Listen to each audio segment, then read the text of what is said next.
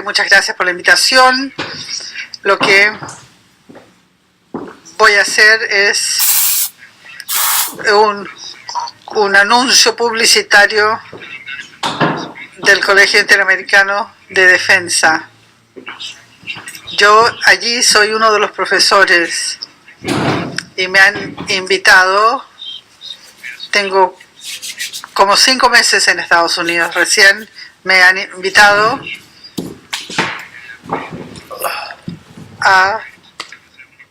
al colegio para mejorar, o mejor dicho, perfeccionar el programa de ciberseguridad del colegio. Es una materia optativa en el colegio. Algunos de los presentes son mis alumnos, pero ya para la próxima clase del colegio va a ser uno de los cursos básicos del colegio. Justamente porque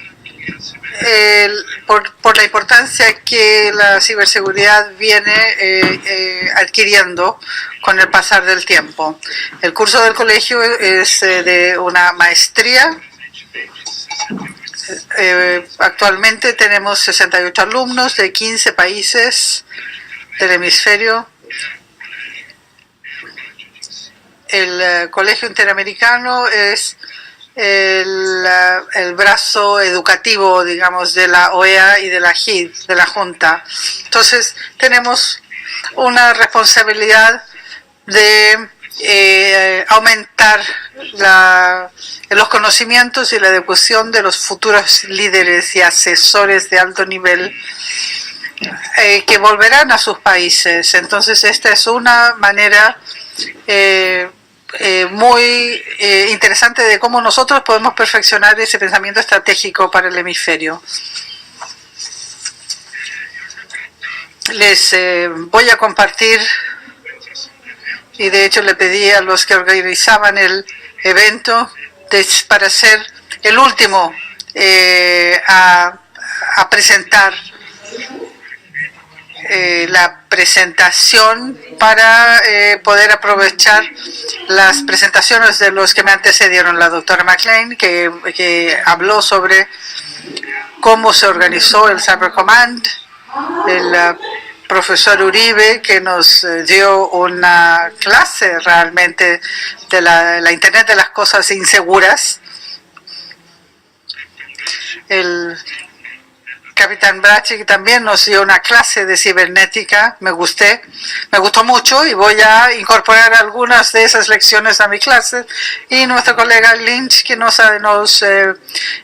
ofreció un abordaje distinto al que estamos acostumbrados. Se habló justamente de los subcontratos, de los contratistas. Son diferentes temas que deben estar incluidos cuando se habla de ciberseguridad, porque uno tiene que pensar en soluciones fuera de lo común. Tenemos que pensar como atacante, porque el atacante no piensa de forma estructurada, no piensa linealmente, no piensa como militar. Por lo tanto, nosotros tenemos que tener esa flexibilidad de poder ver las cosas desde un prisma distinto. Y eso me tocó vivir en Brasil. Yo trabajo con electrónica, con informática desde chico, incluso antes de haber entrado a las Fuerzas Armadas a más de 33 años. Y las cosas vienen cambiando de nombre. Cuando yo empecé a estudiar se hablaba de procesamiento de datos, después se llamó de tecnología de la información, después se habló de seguridad de la información y ahora es cibernética. Pero los conceptos no cambiaron tanto. Pero bueno, ¿qué es lo importante? Lo que hay que entender es que la esfera cibernética se rige o la rige el ser humano. O sea, es apenas una forma distinta de aplicar conceptos que ya existen hace mucho tiempo. Hay logros, ideas innovadoras, pero si uno se detiene para pensar ciertas cosas, Sun Tzu, que hablaba hace 2000 años atrás, también hablaba de ciertas cosas que se aplican.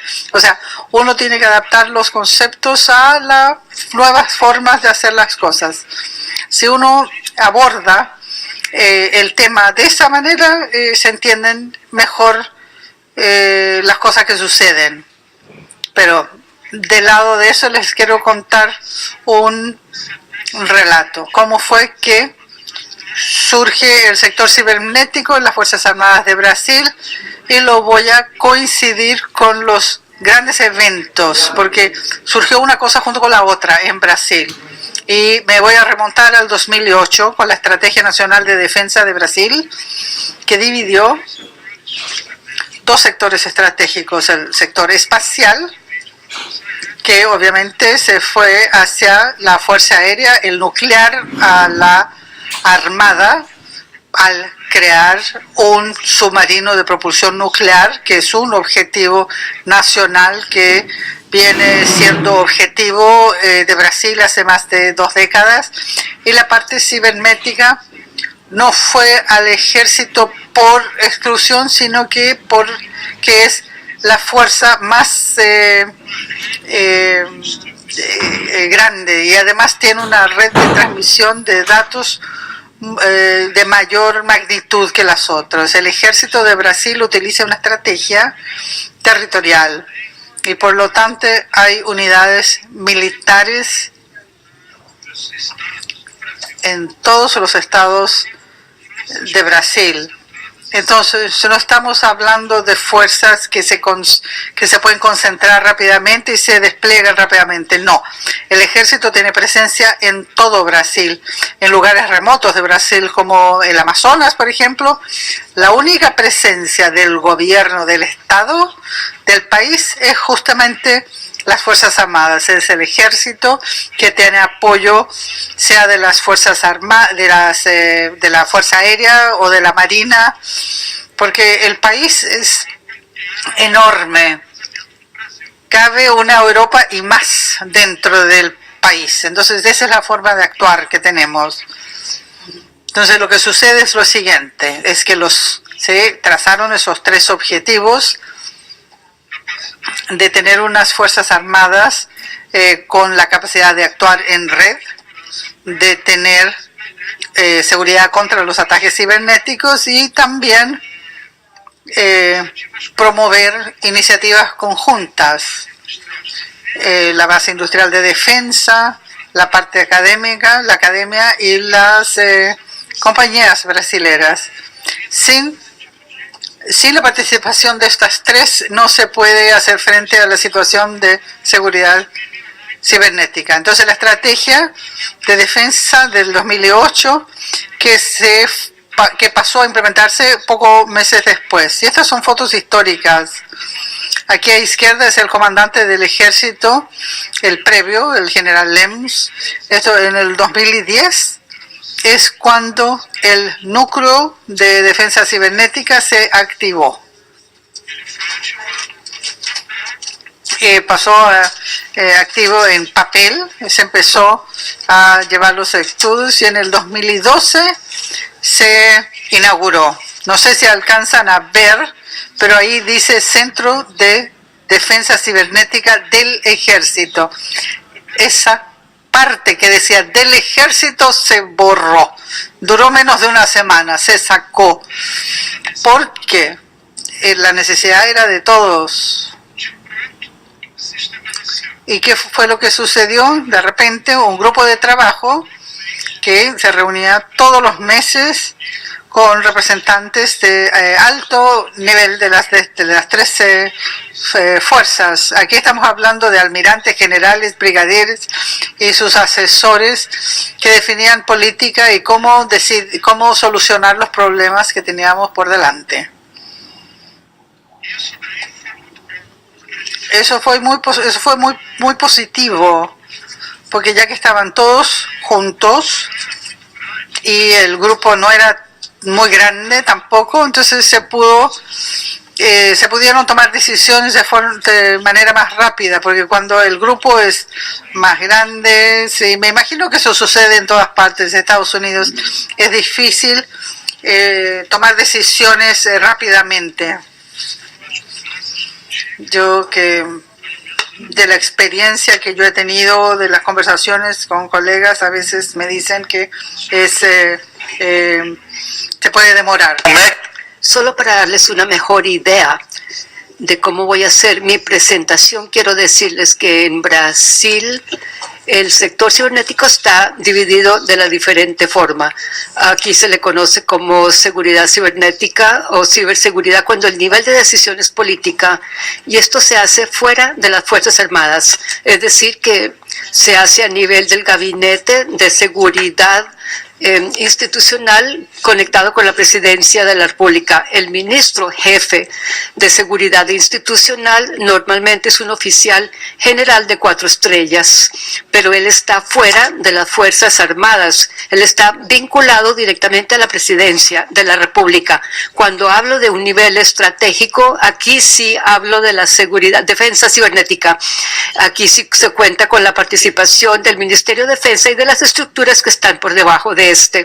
Entonces, cuando hablo de ciberseguridad es algo más amplio y ciberdefensa dentro de las Fuerzas Armadas. Cuando hablo de guerra cibernética, hablo dentro de las fuerzas militares a nivel operativo y táctico. Entonces, para que entiendan la presentación, esos son los niveles que tenemos. Lo primero que ocurrió es que la política de defensa cibernética del 2012 resaltaba estos aspectos, el aspecto de colaboración con la sociedad brasileña, luego la ciberdefensa dentro de las Fuerzas Armadas, es decir, esto está enfocado para atender las necesidades de defensa nacional y de seguridad de la información y de las comunicaciones, lo cual es la base de la defensa cibernética. Y esto depende directamente de las acciones individuales. Es decir, que no hay una defensa cibernética sin esa vinculación. Ahora, quiero señalar aquí que en el 2012, en ese año, ya teníamos un gran evento que se había realizado en Brasil, que fue la reunión Río más 20, que fue una conferencia del medio ambiente, la cual era el seguimiento que se le dio a la conferencia de 1992, de la conferencia de Río de Medio Ambiente en el 92. En esa conferencia, entonces tuvimos que entrar a actuar y entonces fue justamente allí que estábamos organizados, pero ya tuvimos que responder a algunos incidentes. Lo primero que se estableció como doctrina fue la doctrina de seguridad cibernética. Esto fue un esfuerzo de arriba hacia abajo. Además de esto existen otras cosas, pero son básicamente 2 aspectos que tomaron algún tiempo y estuvieron en forma de borrador durante mucho tiempo y constaban como actas, pero con base a eso se aplicó a la doctrina militar de defensa cibernética. Luego en el 2014 pasó después de la Copa Mundial y luego en el 2017 es que con la guerra cibernética a nivel del ejército fue cuando fue reconocida y pasó a ser y se firmó la documentación como doctrina después de los Juegos Olímpicos y sobre la base de todas las lecciones aprendidas en esos eventos. Entonces ya se habían formulado esto anteriormente. De hecho, yo participé directamente en la formulación de esa doctrina militar de defensa cibernética. En realidad fue mi tesis de doctorado en la Escuela de Comando de Estado Mayor. Fue un trabajo con mérito, me dieron una mención de honor y terminé la escuela y luego pasé a la sección de doctrina del Centro de Defensa Cibernética y luego ese estudio de mi tesis que yo traía debajo del brazo, lo coloqué encima de la mesa. De hecho, terminó siendo la base de discusión para ese grupo de trabajo, lo cual llevó a cambiar otras cosas. Pero yo creo que conseguí el 70% de mi tesis fue esa base cuando yo estaba, que salió de cuando estaba haciendo yo mi curso de Estado Mayor. Y luego la guerra cibernética, acá en realidad también mi tesis se basaba en la guerra cibernética, y como yo llegué a conclusión en medio de trabajo, tuve que hacerlo de hecho de antemano. Entonces, esto funcionó de esta manera. Les cuento esta historia para decirles que yo participé en la elaboración de esto. Muy bien, ahora el Comando de Defensa Cibernética fue creado entonces en el 2015 y fue activado en el 2016. En realidad, al inicio, el Centro de Defensa Cibernética se encargaba de todo y era una misión bastante pesada. Entonces se convirtió en una organización que era más operativa a lo largo de las divisiones de operación de inteligencia que quedaron dentro del centro, y el Comando de Defensa Cibernética pasó a ser el gran planificador o coordinador de las acciones, y fue allí que teníamos el Centro de Defensa Cibernética, que pasó a ser un comando bajo el general de 2 estrellas, mayor general.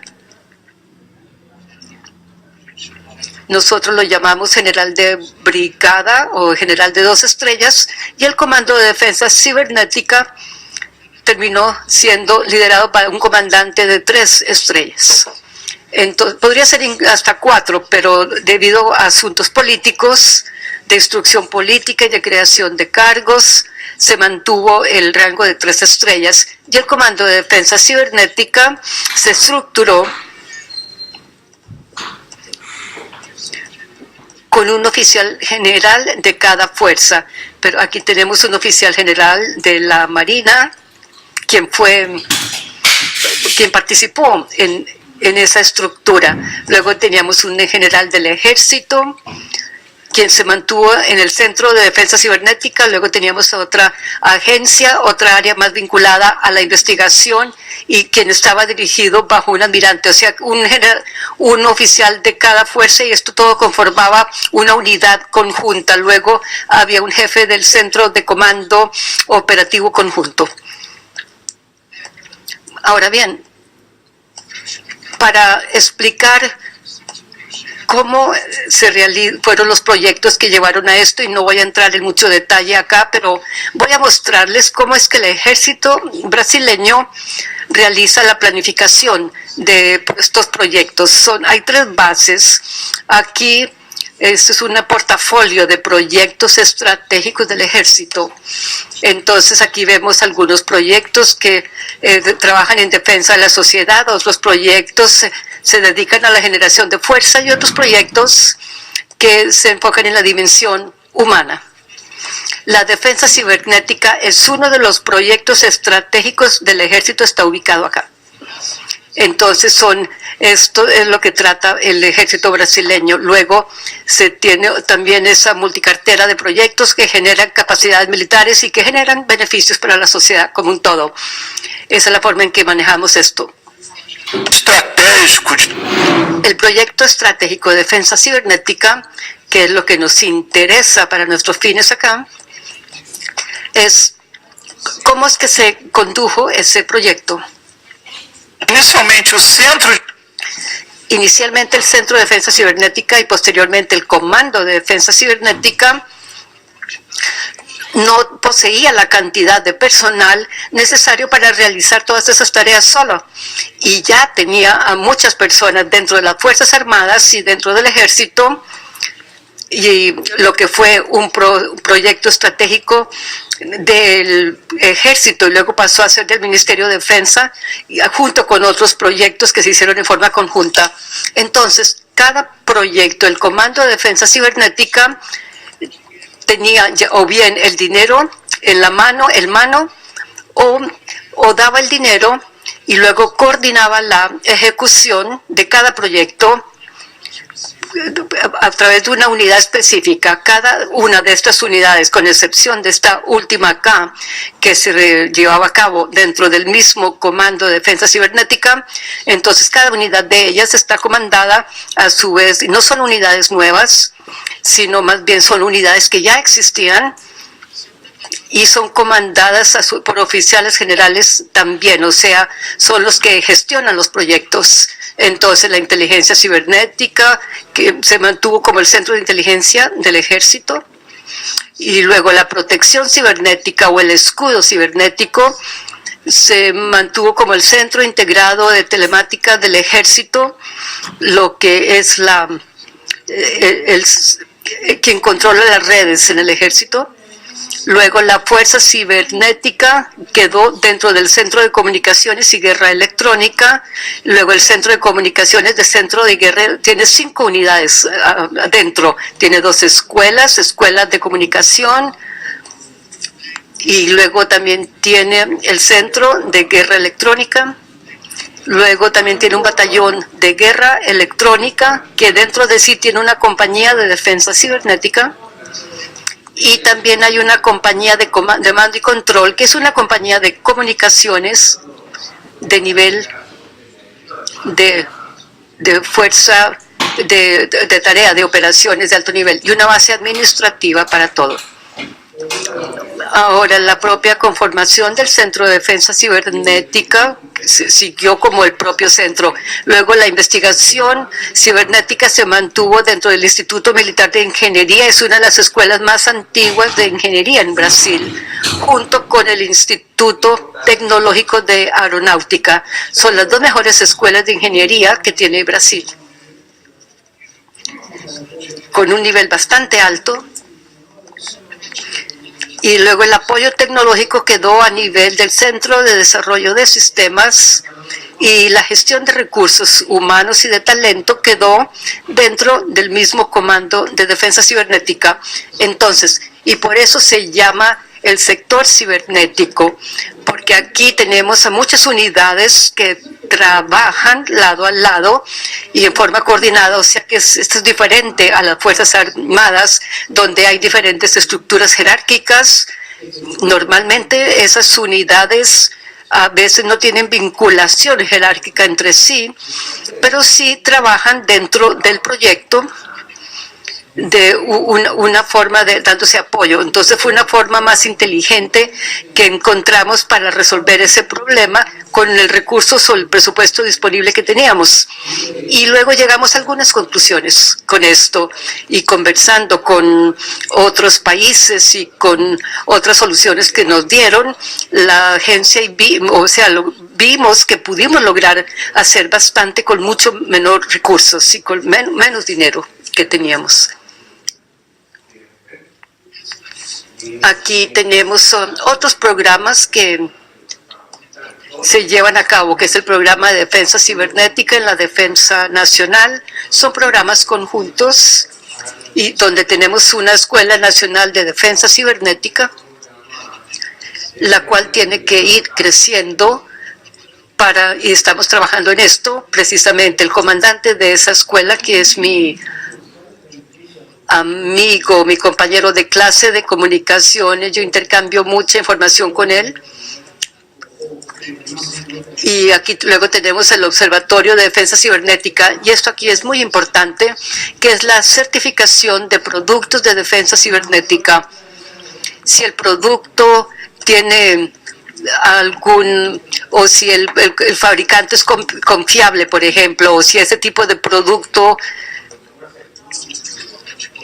es algo que yo puedo adquirir para ser utilizado en la defensa cibernética, y si es un producto sensible, entonces es una certificación que mantenemos en alianza con laboratorios o con universidades, y esos productos son de propiedad de los proveedores, es decir, son evaluados, y el que lo recibe un sello de certificación, y con base a eso puede ser utilizado. Y hay muchos fabricantes que buscan eso porque es una forma de diferenciarse, distinguirse en el mercado. ahora el programa de desarrollo conjunto y luego el mismo comando de defensa cibernética. Aquí, como les decía, y muy rápidamente y muy superficialmente también para hablarles de cómo se organizó el Centro de Defensa Cibernética después de que era Comando de Defensa Cibernética y cómo se realizaron los proyectos que se llevaron a cabo. Les voy a contar lo que ocurrió paralelamente a esto. Sería muy bueno tener todo listo y preparado antes de tener un gran evento, pero en la realidad, Brasil fue huésped y sede de una gran cantidad de eventos importantes de nivel mundial, con presencia de muchos jefes de Estado, con gran visibilidad en la prensa. Y esos eventos, por lo tanto, necesitaban ser protegidos. No solamente en la parte cibernética era uno de los componentes de la protección de esos grandes eventos, pero entraron otros elementos en juego, la parte de protección de las autoridades, la parte de actividades contraterroristas y también de defensa y contra química, contra ataques químicos, biológicos, defensa epidemiológica. O sea, habían otros elementos que entraban en juego, pero la cibernética trabajó dentro de ese tipo de operaciones, del cual era uno de los componentes, y era un componente particularmente sensible. En la conferencia de Río +20, eso fue una pesadilla, realmente una pesadilla, porque el nivel de madurez era muy bajo, lo que se tenía. Nosotros, digamos, el centro ni siquiera se había inaugurado y la organización del evento contaba con ciertas condiciones que hicieron que fuese muy difícil enfrentarlo. Entonces era un evento sobre el medio ambiente y tenía que ser todo digital, nada se podía imprimir porque era sobre el medio ambiente, entonces no se imprimía papel. Todas las redes tenían que ser accesibles a todos sin dejar señal, rastro. Entonces cuando fuimos a ver el sistema para marcarlo y la agenda de los eventos, la organización, por ejemplo, de la seguridad, fue muy, muy difícil. Entonces tuvimos que llamar al personal de informática y bueno, nos dijeron que teníamos que cambiar el tipo de red, nos dijeron que teníamos que hacer algo diferente y teníamos que hacer algo con esas redes, de lo contrario iba a ser todo un desastre. Pues bien, sobrevivimos y luego en el 2013 hubo una competencia deportiva, la Copa de las Confederaciones o de la FIFA. Este es un evento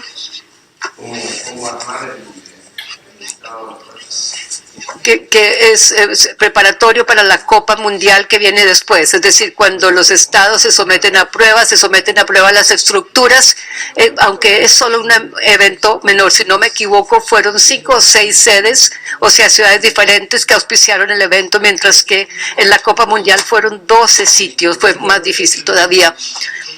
Aquí, de forma que de aquí sacamos toda una serie de lecciones aprendidas que ya fueron aplicados aquí.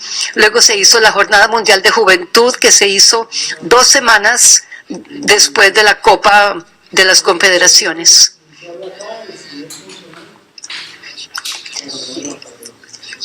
Bueno, creo que Dios nos ayudó mucho con esto, porque fue un evento de la Iglesia Católica. Dios estuvo presente y ayudó mucho en este evento, porque ¿qué ocurrió allí? Ese evento fue planeado para realizarse en una zona del área de Río de Janeiro que se llama Recreo dos Bandeirantes. Es una área muy alejada, donde se construyó un altar, todo estaba muy lindo, todo muy bien preparado. 2 semanas antes del evento, en Río, y esa zona que se había preparado se convirtió en un pantano. Y la organización del evento, la Iglesia Católica, pidió eso.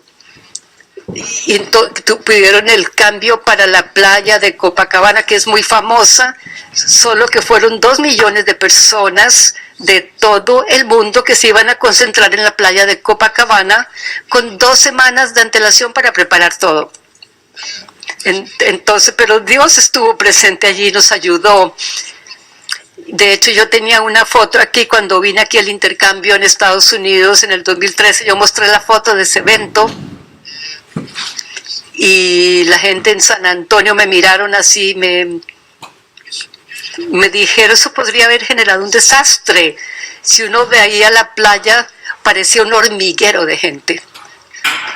Cualquier cosa parecida con el maratón de Boston que ocurrió aquí en este país con una bomba lanzada por una olla de presión que ya causó eso, un estrago tremendo. Sí, es desastroso, pero eso no ocurrió en este caso. O sea que muy bien. Luego en el 2014, en ese momento, aquí en el 2013, tuvimos también un momento de inestabilidad política en Brasil, con grandes manifestaciones en las calles, donde tuvimos, por ejemplo, escenas en el Congreso Nacional en Brasilia, donde había gente sentada encima del tejado del Congreso. Hubo mucho activismo y entonces fue bastante interesante. Ahora, cuando llegamos aquí, la situación estaba un poco más estructurada, mucho más estructurada.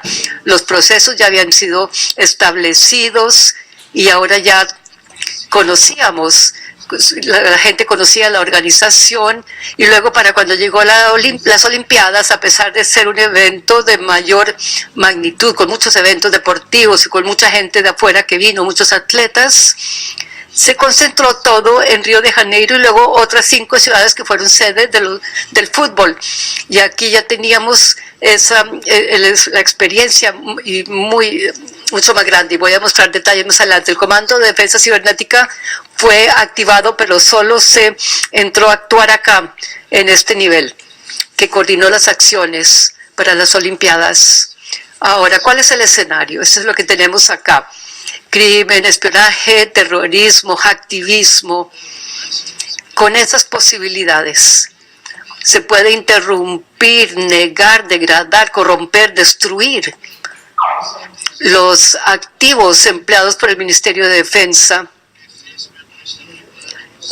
Luego, el poder crear inestabilidad en los sitios web de los Juegos Olímpicos, ataques a las ciberestructuras, explotación de todos estos sitios. Entonces, la misión fue esa.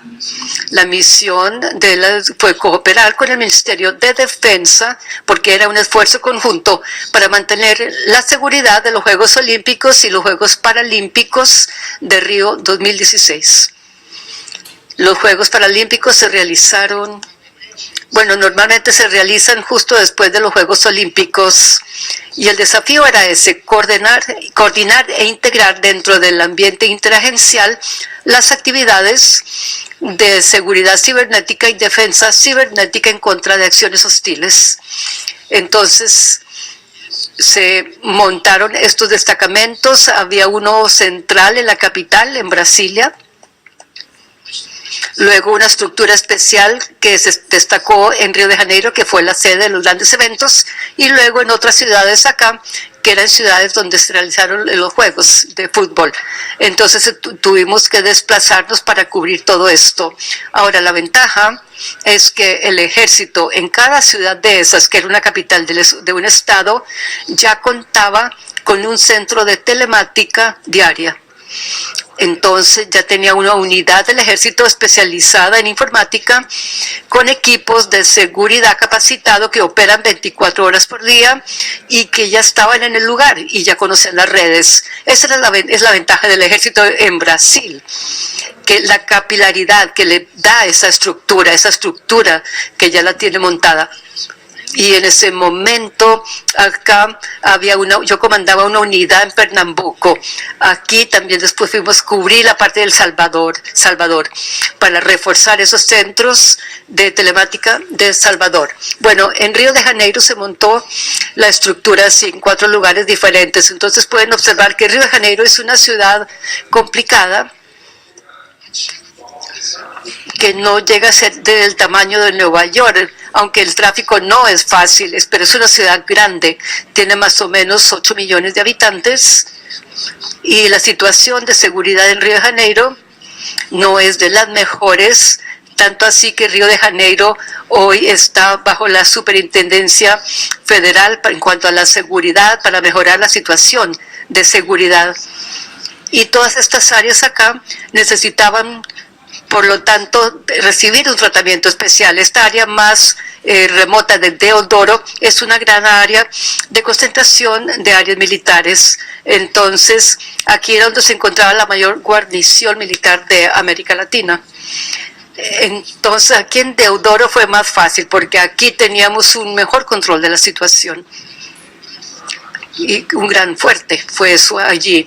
Esta área de Maracaná y Copacabana son áreas más complicadas, y el área de la Barra de Tijuca, que es un área aquí era donde quedaba la Villa Olímpica de los atletas también. Entonces, en cada una de esas áreas, aquí por ejemplo teníamos un general de 3 estrellas, aquí también 3 estrellas, aquí un almirante de la Marina con 2 estrellas, y aquí un general con 2 estrellas coordinando cada área. Y en cada área había un destacamento de cibernética compuesto. Esto aquí fue el modelo que utilizamos. Una serie de coordinaciones con agencias externas. Nuestra preocupación era esto de acá. Y es lo que le digo yo a mis alumnos, que el gran secreto de la operación es que se delimita qué es lo que se va a defender. No se va a defender todo. Ok, eu vou finalizar, vou cumprir a missão. Pode deixar. Entonces, lo que sucede, ¿cuál fue el área clave de la defensa cibernética? Coordinamos muchas cosas interinstitucionalmente. Las áreas claves de la defensa cibernética fue la protección de los sistemas y de las redes que daban el comando y control militar. Entonces cerramos el alcance justamente para proteger lo que interesaba. Ya está entendido, para el próximo año hay que garantizar la coordinación del comando y control militar de la seguridad para los juegos. El resto se puede coordinar. Esa es una parte importante. Y este es el Centro de Operaciones Tecnológicas. No estaba bajo el mando del ejército, sino que de la organización de los Juegos Olímpicos, pero teníamos personal allí que se encargaba de la coordinación y la coordinación con el CERT nacional para prevenir lo que fuera a suceder. Entonces ese trabajo conjunto con el CERT es vital. Es una de las primeras cosas que hay que hacer. Realizamos varias visitas técnicas y de coordinación. Visitamos todas las ciudades, todas las infraestructuras críticas civiles. Brindamos asesoramiento. ¿Necesitan ayuda? Que necesitan que nosotros hagamos el control. Y al final de cuentas, nosotros estábamos haciendo el monitoreo de 8.500 sistemas o infraestructuras.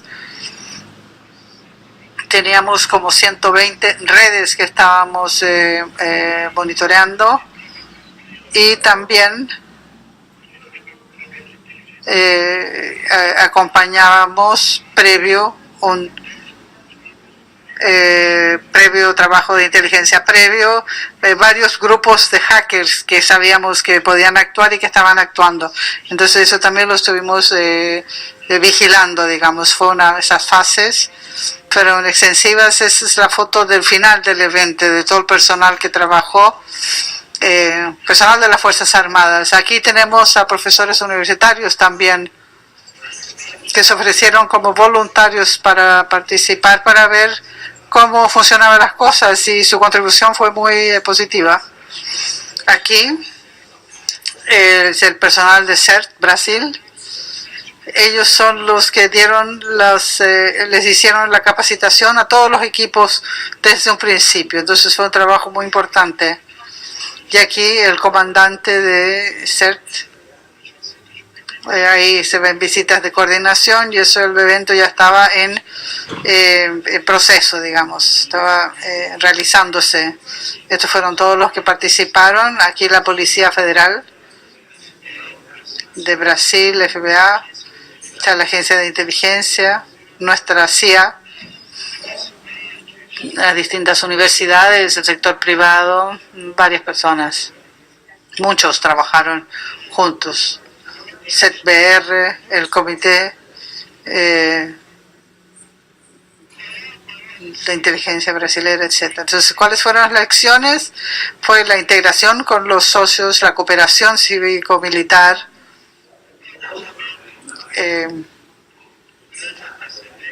planificación que se hizo desde un año antes.